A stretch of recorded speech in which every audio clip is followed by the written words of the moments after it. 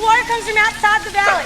I survived the nuclear war to avoid the radioactive dust in the air. I secluded myself in a valley. Every weekend, I would go down to the town to collect supplies. The moment I returned home, I would use a brush to scrub my body clean. Until one day, on a mountain path, I found a man in a protective suit. He was pulling a cart. Suddenly, he stopped and used a detector to measure the radiation in the area. After confirming there was no danger, he removed his protective suit to get some air. Then he seemed to notice something and rushed down the hillside. By the time I arrived, I found him washing himself in a pond. What he didn't know was, the spring water had been contaminated by nuclear radiation. When he left the pond, it was too late. Under the effects of the radiation, he started vomiting uncontrollably. His condition worsened quickly. I took him back to my place, carefully cleaning any remaining radiation from his body. Then I injected him with anti-radiation medication. Soon, under my careful care, he began to recover. I wanted him to stay with me. Since the nuclear war began, I had been living alone in the mountains. So in the days that followed, we worked together in the valley, growing crops.